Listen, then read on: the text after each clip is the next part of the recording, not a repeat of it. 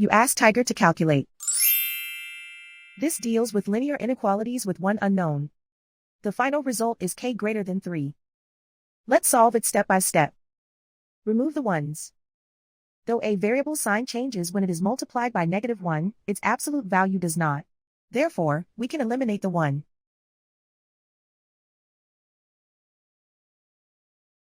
Group all constants on the right side of the inequality. Subtract 9 from both sides.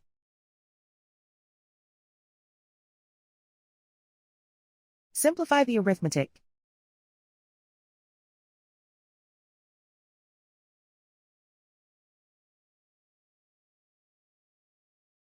Convert the k into a positive number. Multiply both sides by -1. Whenever you multiply or divide by a negative, reverse the inequality sign.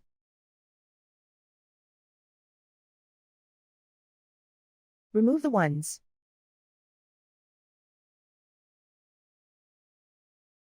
Simplify the arithmetic.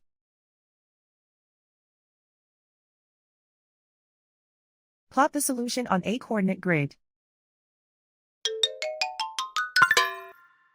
And so the final result is k greater than 3.